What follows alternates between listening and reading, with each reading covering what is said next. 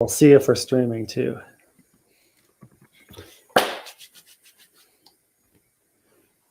So we are live. Yeah. We are live.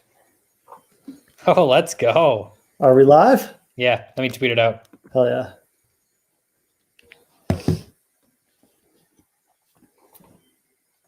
Can you hear me okay? I can, yep. Awesome.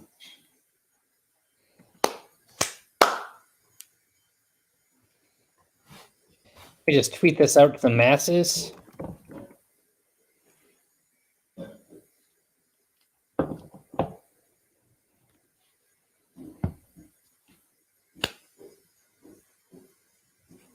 Masses incoming. We have one person watching. It's probably you, Kyle. I think it's me. Yep, now they're gone. So you didn't like what you heard, I guess. Okay, shall we do the show? Yeah, 1 minute. I think we should be good. All right. Welcome to our first ever streamed live Yeah, we think. show. Unless the technology has really let us down, I think we should be live. I think we're streaming, baby. Okay, so we have the NBA draft lottery in like 8 minutes. I'm on my couch. I'm wearing my Jimmy Butler. I think these were like the Super Bowl jerseys that they wore. Yeah. Julian, what like? Are you? Do you feel anything right now? Like, no, I don't. I really think that winning anything here would be kind of a surprise, right? I think that Wolves fans have kind of set themselves up for disappointment because, everyone's kind of, I think, expecting to get something here while they're bracing for disappointment. But the odds that the Wolves have a pick they're low, folks. They're low. Yeah, I think 27%. There's a funny tweet. Somebody said it was like Jarrett Culver's three-point percentage. That was good. So it's basically just like Jarrett Culver shooting. The thing is, though, like in a weird way, like I'm trying to think of what to compare it to. It's like when your mom gets you a gift for Christmas like a month early, and then she says that on Christmas you're not going to get a gift. Like, what's the month early Christmas gift? D'Angelo Russell? Yeah, maybe. I don't know. But I'm just saying, like, that you think, like, there's probably not going to be a gift. But if you got a gift, it would be like awesome. In the back of your mind, you're still like, maybe I'll just still get a gift. Yeah. Like that's kind of how I feel the Timberwolves fan. Like there's only a 28% chance of getting it. You shouldn't get it. But at the same time, in the back of your head, you're like, I know we shouldn't get it, but that makes me feel like we will get it. Yeah. And that doesn't make any sense, I don't think. No, I feel you, though, because I feel like most Wolves fans have already gone through the various stages of, oh shit, we're going to lose our pick. Yeah. When the Wolves started winning towards the end of the season. So hopefully now everybody's thinking this is going to be a huge disappointment. And then if, something good happens, then yay, something good happens. Although I don't think Wolves fans are particularly used to anything good happening. I am going to spin the tankathon once. Okay. So you're spinning the tankathon? Yeah, like one. I'm just doing it once. Okay. I'm not fishing for what I want. All right, here we go. What did we get? We haven't yet. Simming. And the Wolves are giving their pick to Golden State with the 7th pick. Okay, let me do it.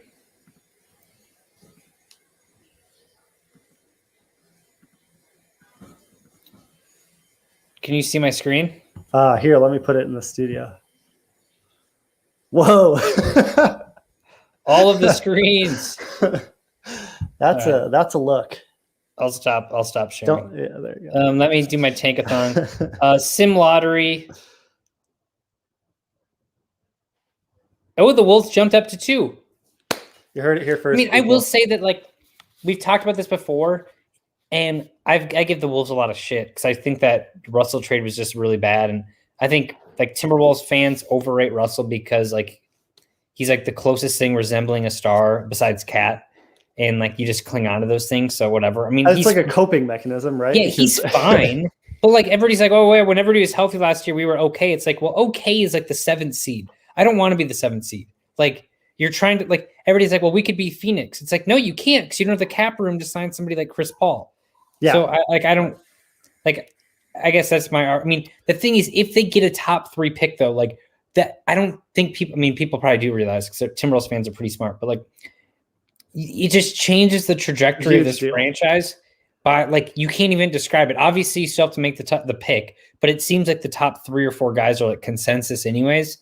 So you just kind of pick who falls into your lap. But like, if all of a sudden you have Edwards, Cunningham, Suggs, Mobley, what pick your whoever, Towns, like if Russell's like an afterthought, which he won't be, because he'll be like, I mean, he's not as bad as I portray him to be, but like he's also I think best case scenario for D'Angelo Russell is like he's like a 6th man on a like very like a team that can win the finals, unless he can change it so he's not so ball dominant. But it's like that's like franchise altering. Yeah. What were you you have to. Well, you have to remember that though. If you go on Twitter and look, the Wolves will be trading Okogie and Culver for Miles Turner and Ben Simmons. So once those guys get in, I think things will look up a little bit. But.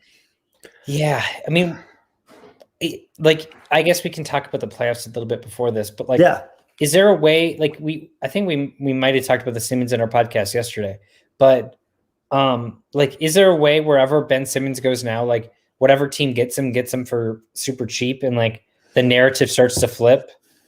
I mean, it's kind of inevitable, right? Because no team's gonna. I mean, because Philly has no leverage, because clearly their franchise is a bit of a dumpster fire, and they need to trade Simmons because that relationship is just broken. And so whatever team gets him, unless he's really truly awful for the rest of his career, which seems extremely unlikely, they will be getting him for a discount. And then that narrative will flip, because all of a sudden he isn't this guy with expectations. He's this guy who was brought in for cheap. And I feel like that's kind of the same thing that's happening with Wiggins. Like the Wiggins narrative, it's a little different because Ben Simmons is a lot better, but it's like, I don't know, now that Wiggins isn't the franchise savior and he's the guy who can be productive. Well, you and I have talked about this before with, like, I think we talked about Al Horford. He's one of those guys that gets so, like, where he's underrated that he ends up actually getting overrated. Yeah, and like because everybody says he's underrated. It's not the case with Simmons right now, but like, we thought he was this like franchise altering guy, and he should be, and then he's not, and then we'll shit on him for the next 6 months. And then in the regular season next year, he'll be really good and he'll make all NBA defense first team. And then we'll be like, oh my God, like Ben Simmons is good again. And then Stephen A. Smith, I think he had a report today, or he read it out in the show. So I don't know what you call those. Like, he said somebody texted him. Well, it's tough with Stephen A. Smith because sometimes he's just saying shit. Yeah. Right. So I don't. Calling it a report might be. But I think he said that somebody texted him saying that like Ben Simmons, like throughout his career, hasn't really worked that hard. Everything's kind of given to him, and I don't know about any of that. But I will say, if you're in the NBA for 4 or 5 years, and the one flaw in your game that everybody's been talking about is that you can't shoot, and like you have yet to even like try. Yeah. Like that seems that's like Michael Kidd-Gilchrist. I remember how bad he was, and like he changed his whole shot. I think he switched hands. Well, he was still bad. He was still bad, but like at least he tried. Where like with Ben Simmons, it's like it doesn't even seem like every offseason there's like a video of him playing at like a YMCA. And you're like, oh, he's gonna shoot, and then he fools you, and I don't know. Yeah, it's tough. It's hard to say. I don't know enough about Ben Simmons. Like I don't want to just say kind of out of the blue, like, oh, it's an effort thing. Like he's just not trying. But at the same time, you do feel like there are guys in the league, and you do feel that with how important shooting is, these guys should be learning how to shoot. And I know it's easier said than done, so I don't want to like shit on them for that. But it's tough. I don't know. It's tough that he is and with Simmons, it's interesting because if he could shoot, he would be incredible. This is not a small thing. This is not like a bit player who could add shooting to their arsenal. Like he's a guy who the only thing holding him back from being like potentially like a first or second team All NBA guy is his shooting, right? Well, what what else can't he do? You're right. Like if he shoots 30% from the 3-point line. Okay, let's go back into Wolves. So Julian, let's say the Wolves, they get the pick. We went over that. Like it's legitimately a franchise altering move, and it probably saves Gerson Rosas' job. I know Gerson is nervous because if they don't make the playoffs next year, I think Rosas. I've heard rumblings from inside that organization, not from like any. Well, I think more so from like outside, probably media sources. I guess I don't know. But basically, just like that, the new ownership hasn't taken over yet, and there's already like nerves in like I think from leadership. So I would just I don't know. I don't know what that means, but like I mean, it's not a surprise. Okay, so let's say if the Wolves don't get the pick, which is that's the favorite. What is the biggest like what do the Wolves do this offseason? What's their need? What like how do they get there? I mean, that's a tough question. They're kind of screwed.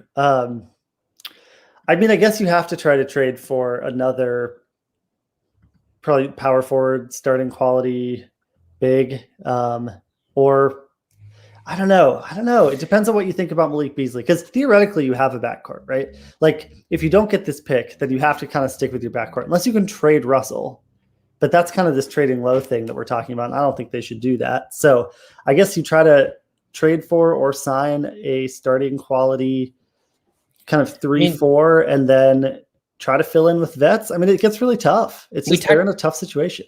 We talked about this last year, or maybe right after like Anthony Edwards started to get good, that like he gives the Wolves some flexibility. Yeah, because you can use Malik.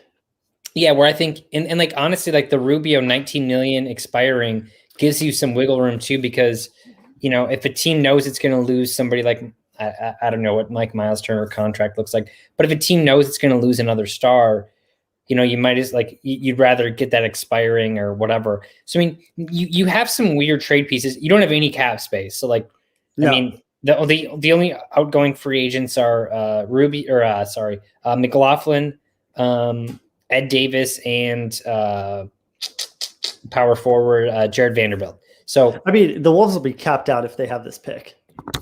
Yes, but I mean, then the thing is like you could see Beasley getting traded. The thing is like his contract is so nice. If you want to open up room to get like a center or something, and then on the flip side of that is like you also have the problem of you have guys like Josh Okogie and Jarrett Culver, and Culver probably has more value as far as like a trade piece because he's still so young, but I think Okogie adds more value to a team right now. I don't know, but you have two guys that like in your backcourt that are like probably unplayable if you're a good team. Like you got to figure out something to do with them. And I would be shocked if they weren't, part of a trade. And we have Anthony Edwards being interviewed right now on ESPN. Nice. I don't know what he's saying because I don't have the volume on. I have Rachel Nichols on my ESPN, and she's also muted. Am I on the wrong? No, you're on the right. Are you delayed? That's the question. Maybe. So let's check it out. Oh yeah, there's Anthony Edwards in our own office. I'm gonna break news to you then when this lottery happens. No, I'm back. Okay. Like you're all caught up. He's saying. Picks revealed in 12 minutes and 37 seconds. Okay. I think I'm a little ahead of you, but that's okay. Right. Well, you can react and then I'll react. That's what happens when you pay an extra $400 a month for Xfinity. Yeah. Congratulations, Kyle. Thank you. Yeah, it's really great. Every time I Venmo request from Jenna, I'll be honest, I don't think she listens to every episode, so she will know. I ask her for like $30 less per month for cable because I don't want her to know how much I'm actually paying. So, well, you just gave up the game, so I don't know what to tell you. I know, but these are just little things, when you're about to get married. I get it. It's just those little things that you go, yeah. Does she need to know that our cable package is like $240? No. Jeez Louise. We'll just pay for it. But you can watch the Wolves, unlike me. So after this, I guess late last year they were kind of fun, but it's like also it's one of those things where like going into it, like we always talk about it in training camp where it's like it's always all these players are in the best shape of their lives. And then like you look back 6 months after the fact and it's not really a story anymore. It's the same thing at the end of every Timberwolves season when they start to play like okay, or there's like little glimmers. I mean, I don't know. Like I do feel good because it was a little different this year because I got some guys back that were injured, and Chris Finch, who I will say I was wrong. I don't think they handled the Chris Finch hiring in the right way. Right. But with all the coach openings this year, they did a good job by going out and getting him because true. He probably would have been gone by now. But yeah, I just don't know how optimistic I feel about like a 15 game sample size when everybody, like all the numbers told you that they should probably keep losing so they could keep their pick. But yeah, that's tough. What do I know? What's your favorite NBA draft story? My favorite NBA draft story. Or favorite NBA draft. Or favorite NBA draft lottery story, since we are, after all. Well, I mean, in the old days in the Wolves office, we would order a bunch of food up in that room. You know, I think the old days of 2018, the good old days. You know, I was at the Karl Anthony Towns draft, and that was a lot of fun. We got to hang out with Karl the whole night, and Flip Saunders called us, and we were able to give the phone right to Karl, and Karl talked to Flip, and you know, said he loved him and thank you so much for drafting me, and you know, it was pretty cool in the moment, but especially when you look back now. You know, that was super cool because, you know, I guess, you know, none of us knew how close Flip was kind of to the end there and how much that really meant to him because he probably had an idea too. Yeah, you know, that was a really fun draft. I mean, that was crazy because like the Kristaps Porzingis Knicks fan, when after, you know, that video, he was literally like 20 feet from us. You know, so that was fun. All the NBA lotteries are a lot of fun. I think like the most interesting draft is like the Culver draft because you know, I don't know how much I can say, but like basically like we got basically that did not go how the Wolves wanted it. We got told that the first pick was going to be maybe Darius Garland, and like you never know, like when you hear from people. And then Garland got picked, and then you heard that it was going to be Kobe White. So we're trying to prep content, and like it wasn't Kobe White either. And then it was Culver. So like I don't know if they were unprepared or I don't know if they were like sending us smoke screens too, but that was a really odd draft day. I never liked Culver. Yeah, I like him as a personality, and it sucks. I mean, he's a nice guy. Yeah, it sucks because I think I had him on for a podcast and like we talked and he followed me on Twitter actually, and then I think I tweeted something bad about him. Not bad, but just like he can't shoot or something. And he liked my tweet and then he unfollowed me. So, oh my God. You're right. You're right, but I have to do this. Yeah, like I respect your opinion, but I'm out. To preserve my honor, I must block you. Yeah.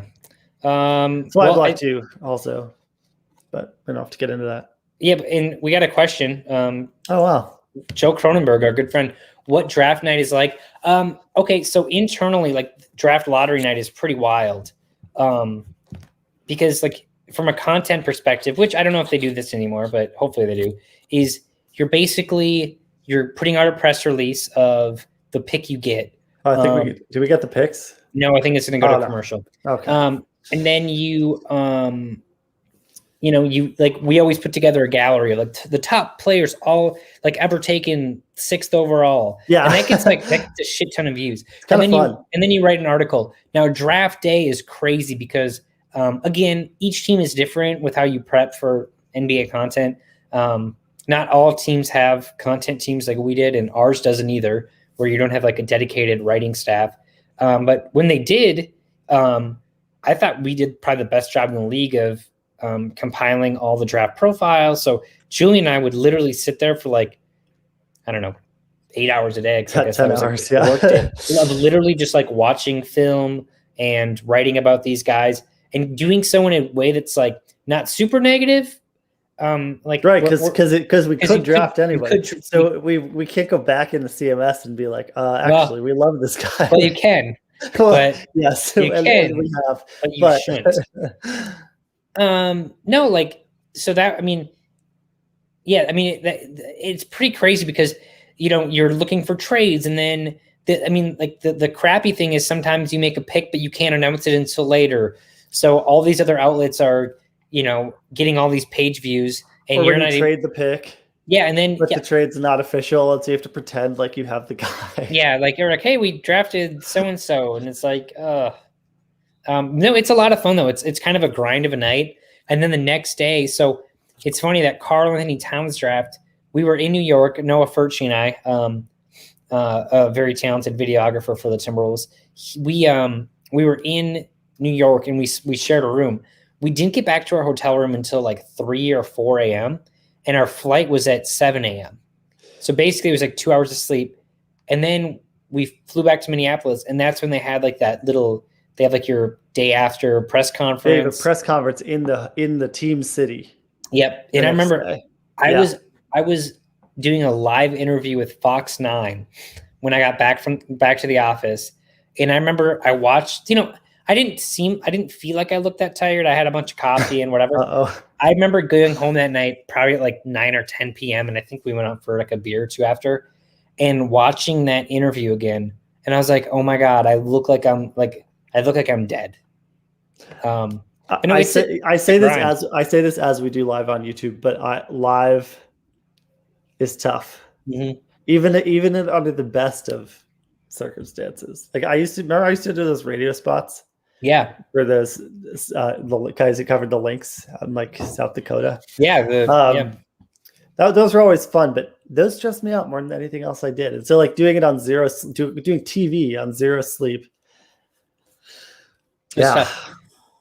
Those are, draft nights are pretty wild. You're kind of watching everything. Cause like, one of the probably the most hectic one was a Jimmy Butler one where you trade for Jimmy Butler and you get rid of Zach. And that's where, and that like as a Zach fan, was your guy too. Yeah. And as a fan, I understand the Zach, like you get rid of him, but for those in the office, like I cannot stress enough, like how good of a person and a human he was.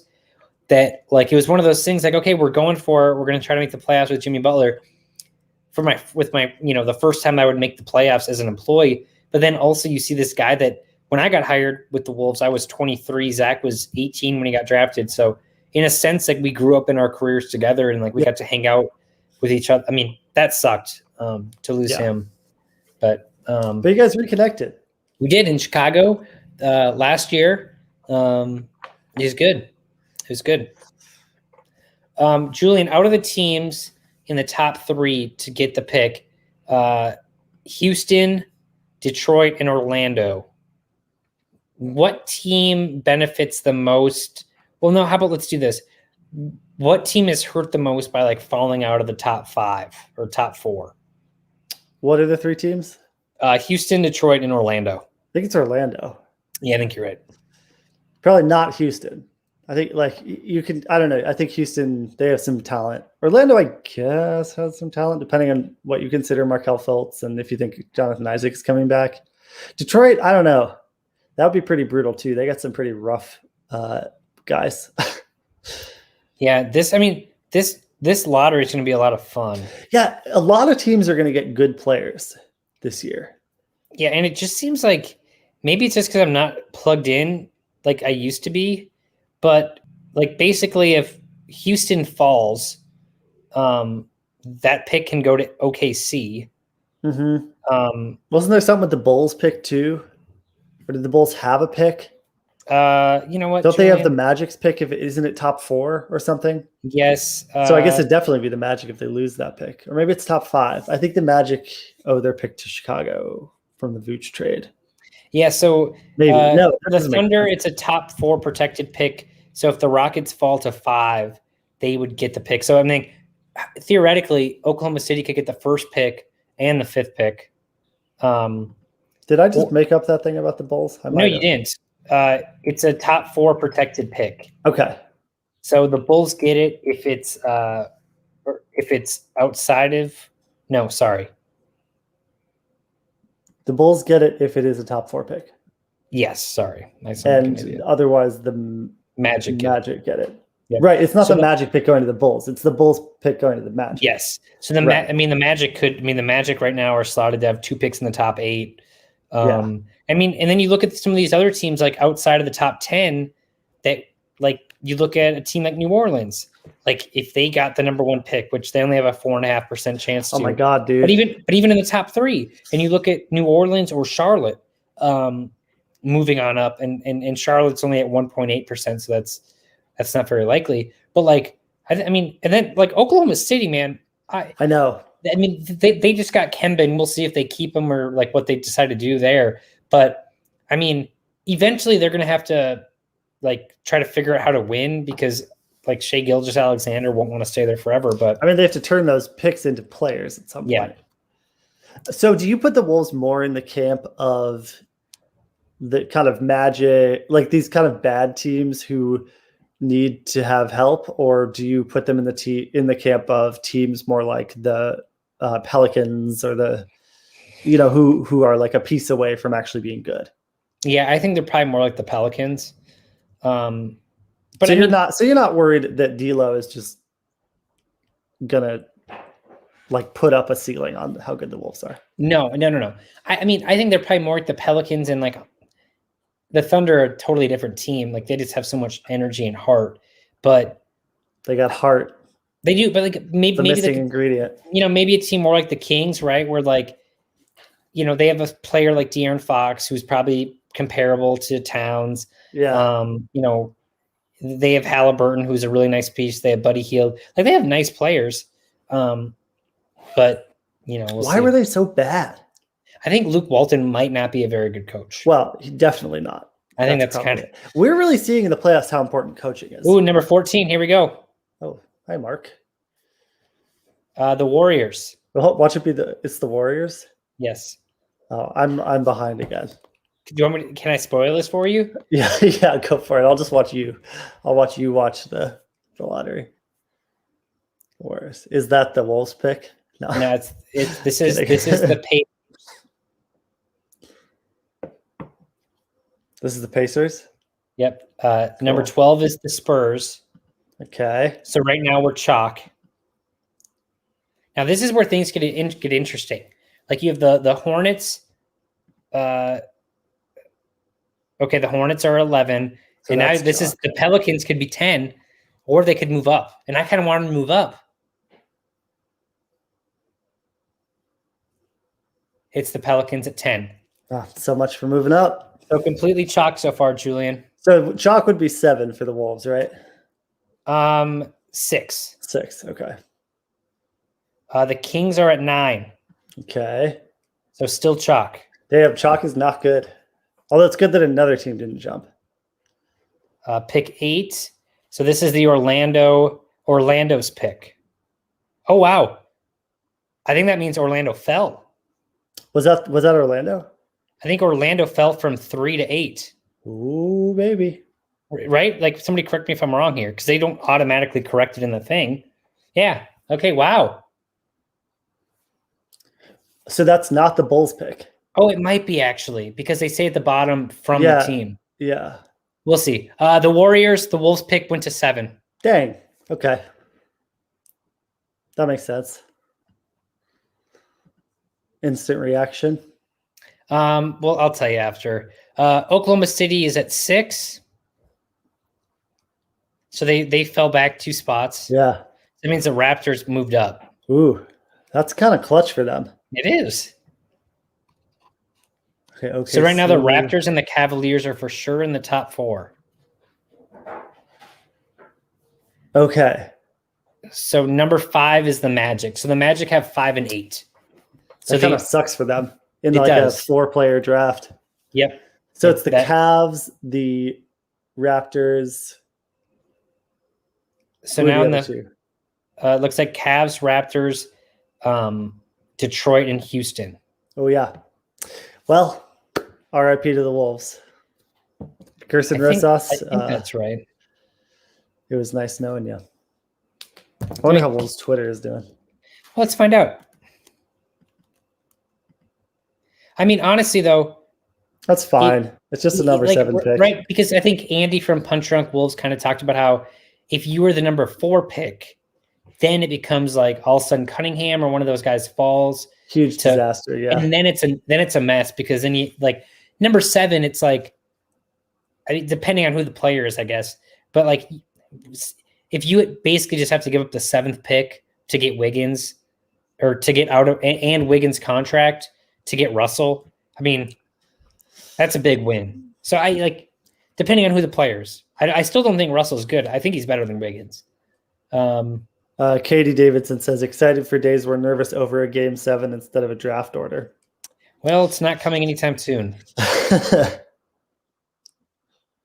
Yeah, we've talked a lot about this, how it's pretty much entirely psychological because they traded the pick before it converted. So it really doesn't matter what the pick is unless it's yours. Like if it's 4 through 7, I guess the argument then would have been you should have kept it and traded it after because it has more value. It's like, did you trade it for more value than it has now? And I would say arguably they did not. I think the take on Twitter that like would you do that? Would you do this trade now? No. If you were the Warriors? Yes. So okay, and you would still not do it if you're the Wolves? No. Okay. I think I would. Well, it's hard because like if you know you're getting Anthony Edwards and if you know you're getting Malik Beasley, then like you probably like Wiggins probably doesn't fit in. And I mean, it's a better fit, but like I probably align more with, I guess for me, it's just like an irresponsible pick to give up a top 3 protected pick the next year when like I think there was just this irrational confidence. And I get like injuries happen, but injuries happen for every team. There was just like these irrational confidence that the Wolves were going to be good this year.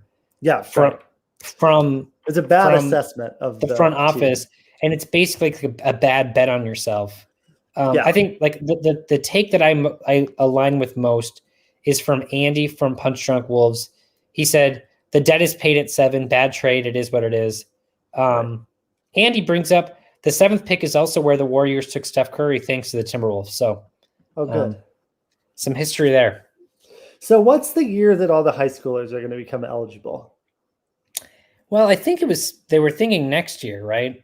So maybe it's probably better to give up that pick this year because isn't it probably unprotected next year? Well, I think it's somebody would have to. I'm also guessing. So yeah, I think like they were saying 2022 possibly for eligibility, but I mean, there's so many ways around this now where you're getting players in G League where they're not going to college, but they still have to wait a year to enter the draft. Yeah. It's kind of tricky. Okay. Okay. So there's 4 teams. Gosh.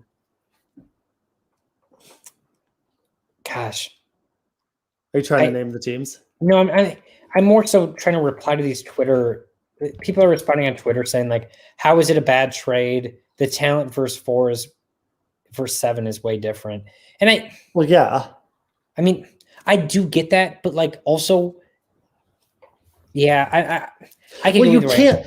My thing is, you can't have. I mean, it's like this emotional reaction to have. If you think it's a good trade and you like D'Lo on the Wolves, then you like it, whether it's 4 or 7, right? Because you traded in unprotected or like a pick that was top 3 protected. So you either have to hate the protections and say they should have protected it more, or they shouldn't have added the pick. Or you have to be okay with it because like you don't get to pick like this. And I think it's funny how like we like we get all these experts, right? Where it's like the talent at 4 to 7 is so different. It's like the fuck are you talking about? Like I bet that like the people who say that like you don't even know, and I don't even know because I haven't done research on this draft. But like look at player start history that were taken from like 6 to 9 compared to the players that picked at 4. Like I guarantee you that there are huge stars in that 6 to 9 area or at 7.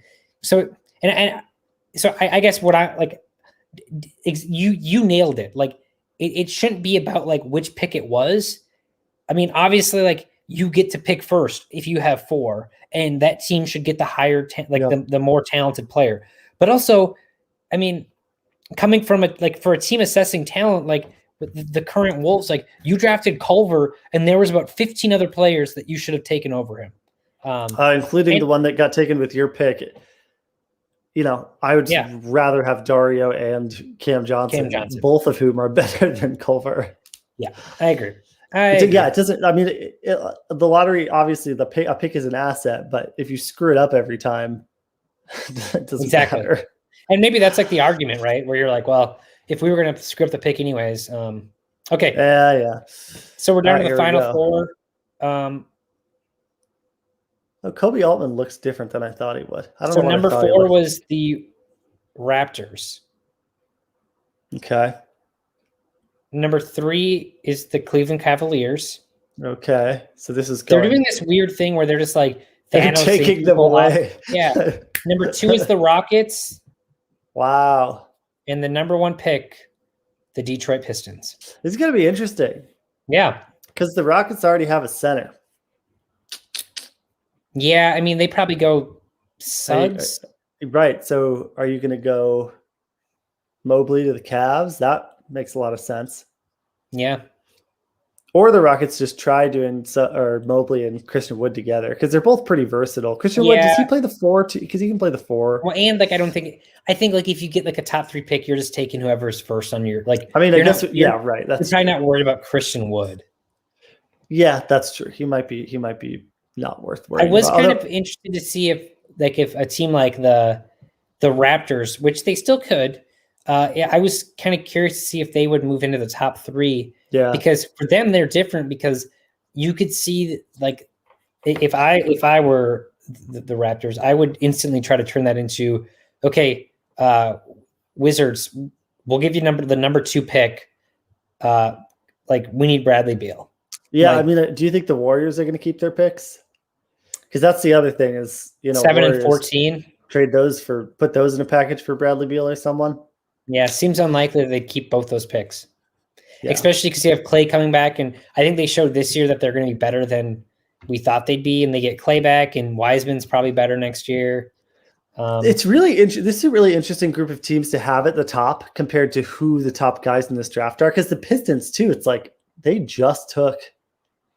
I don't know. It's going to be really interesting. We're going to talk about this a lot, but yeah, I think we're going to see some trades. So the Wolves, just to refresh people, they will not have a pick unless they trade for it in this draft, which I would imagine they'll trade for like a 2nd round pick. They'll do something to stay involved. But Gerson will do something to try to stay relevant. Yeah, so no pick. Yeah, kind of an underwhelming night, but Wolves. So basically, Wolves lose their pick to Golden State. The D'Angelo Russell debt has been paid. The Wolves ended up trading the number 7 pick this year, Russell 2nd round pick, and for Andrew Wiggins. Let me see the exact trade because I want to pull up to see that 2nd round pick. It's going to be an all-star. A 2021 2nd round pick. Oh. Yeah, so the Warriors will have that. We'll see. Which, I mean, let's not underrate that either, because that's that'll be like the number 35, 36 pick, which can be valuable. And then the other players in that trade, Jacob Evans no longer with the Wolves, and Amari Spellman no longer with the Wolves. So, all right. Big shout out to DraftKings. We love you guys. You guys are great. This has been fun. We actually had more viewers than I thought we would on our live stream. Yeah, I think we had 6 or 7 at one point. All right. Well, cool. Julian, this has been fun. Appreciate you, man. Good stuff. Thanks everybody watching. Thanks for we'll watching. do this more often.